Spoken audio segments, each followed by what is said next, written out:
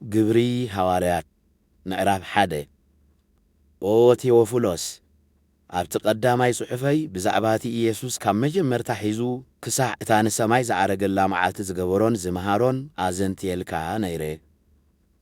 ንሰማይ ቅድሚ ምዕራቡ ነቶም ዝሓረዮም ሐዋርያት ብሓይሊ መንፈስ ቅዱስ ኣዘዞም።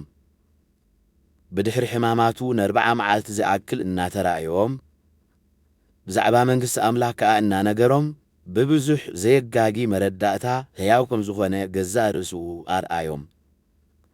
ምስኦም ብሓደ ተቐሚጡ ኸሎ ከዓ ከምዚ ዝስዕብ እናበለ ኣዘዞም። ነቲ ኻባይ ዝሰማዕኩምዎ ተስፋ ኣቦ ተጸበዩ እምበር ካብ ኢየሩሳሌም ኣይትውፅኡ። ከመይ ዮሃንስ ብማይ እዩ ዘጥመቐ፣ ንስኻትኩም ግና ድሕሪ ቁሩብ መዓልታት ብመንፈስ ቅዱስ ክትጥመቑ ኢኹም። ኣብ ሓደ ምስ ተኣከቡ ከዓ ጐይታይ ኣብዚ ግዜ እዚ ዲኻ ንእስራኤል መሊስካ መንግሥቲ እተቑመላ እናበሉ ሓተትዎ። ኢየሱስ ከዓ ነቲ ኣቦ ብስልጣኑ ዝመደቦ ዘመንን እዋንን ክትፈልጡ ኣይተዋህበኩምን። መንፈስ ቅዱስ ናባኻትኩም ምስ ዘይወርድ ግና ሓይሊ ክትቅበሉ ኢኹም። ኣብ ኢየሩሳሌምን ኣብ ኩላ ይሁዳን ኣብ ሰማርያን ክሳብ ወሰን ምድሪ ከዓ መሰኻኸረይ ክትኮኑ ኢኹም በሎም። እዚ ምስ በለ ድማ እናረኣይዎ ንሰማይ ዓረገ። ካብ ዒንቶም ከዓ ደመና ሰወረቶ። ንሱ ኺዓርግ ከሎ ንሳቶም ከዓ ናብ ሰማይ ኣንቃዕሪሮም ኪጥምቱ ኸለዉ እነሆ ጻዕዳ ክዳውንቲ ዝተኸድኑ 2 ሰብኣይ ኣብ ጥቓኦም ደው ኢሎም፣ ኣቱም ሰብ ገሊላ ስለምንታይ ኢኹም ናብ ሰማይ ኣማዕዲኹም እናጠመትኩም ደው ኢልኩም ዘለኹም?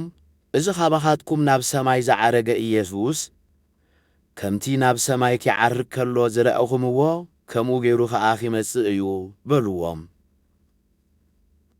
ብድሕሪ እዚ ሐዋርያት ካብ ደብረ ዘይቲ ናብ ኢየሩሳሌም ተመልሱ።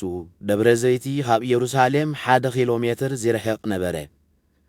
ናብታ ከተማ ምስ ኣተዉ ከዓ ናብታ ዝቕመጡላ ዝነበሩ ላዕለዋይቲ ደርቢ ደየቡ። ንሳቶም ከዓ ጴጥሮስ፣ ዮሐንስ፣ ያዕቆብ፣ እንድርያስ፣ ፊልጶስ፣ ቶማስ፣ በርተሎሜዎስ፣ ማቴዎስ፣ ያዕቆብ ወዲ እልፍዮስ፣ ስምዖን ቀናኢ፣ ይሁዳ ወዲ ያዕቆብ ነበሩ። እዚኣቶም ኩሎም ምስ ገሊአን ኣንስትን ምስ ማርያም ኣደ ኢየሱስን ምስ ኣሕዋቱን ሓቢሮም ጸሎት የዘውትሩ ነበሩ።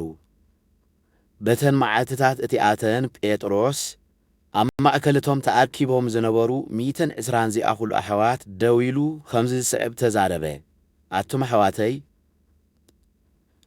እቲ መንፈስ ቅዱስ ኣቐዲሙ ብኣፍ ዳዊት ገይሩ ብዛዕባ እቲ ነቶም ንኢየሱስ ክሕዝዎ ኸለዉ ዝመርሖም ይሁዳ ዝበሎ ጽሑፍ ኪፍጸም ይግባእ። ምኽንያቱ ምሳና ቁጹር ነበረ፣ ኣብዚ ኣገልግሎት እዚ ኺሳተፍ እውን ጽውዕ ነበረ። ሕጂ ግና እነሆ እዚ ሰብ እዚ ብዓስቢ ዓመፃኡ ግራት ዓደገ፣ ብግንባሩ ተደፊኡ ከዓ ኣብ 2 ተተርተረ፣ ብዘሎ ኣሙዕቱ ድማ ተዘልዚሉ ወፀ። እዚ ነገር እዚ ብኹሎም ሰብ ኢየሩሳሌም ተፈልጠ። ነቲ ግራት ከዓ ብቋንቋኦም ኣከልደማ ማለት ግራት ደም ኢሎም ሰመይዎ። እዚ ከዓ እቲ ኣብ መጽሓፍ መዝሙር ገዝኡ ትዕኖ ኣብኣ ዝነብር ከዓ ኣይረኸብ፣ ከምኡ ከዓ ሽመቱ ኻልእ ይውሰዳ ዝብል ምእንቲ ኺፍጸም ኮነ። ስለዚ ካብዞም ጐይታና ኢየሱስ ካብ ጥምቀት ዮሐንስ ጀሚሩ ክሳዕ እታ ኻባና ንሰማይ ዝዓረገላ መዓልቲ ምሳና ዝነበረለን ኩለን መዓልትታት ዝሰዓቡና ሰባት ካብዚኣቶም ሓደ ብዛዕባ ትንሣኤኡ ምሳና ምስክር ኪኸውን ይግባእ እዩ። ስለዚ 2 ሰባት ረቑሑ፣ ንሳቶም ከዓ እቲ ዩስጦስ ወይ በርሰባስ ዝብልዎ ዮሴፍን ማትያስን ነበሩ። ሽዑ ኦ ልቢ ኹሉ እትፈልጥ ጐይታ እዛ ይሁዳ ናብ ናይ ገዛእ ስፍራኡ ኪኸይድ ዝሓደጋ ስፍራ ኣገልግሎትን ሐዋርያነትን ኪቕበልሲ ካብዞም 2 እዚኣቶም ንመኖም ከም ዝሓሬኻ ኣርኢ እናበሉ ጸለዩ። ዕጫ ድማ ኣውደቑሎም። እታ ዕጫ ከዓ ናብ ማትያስ በጽሐት፣ ምስቶም 11 ሐዋርያት እውን ተቖጽረ።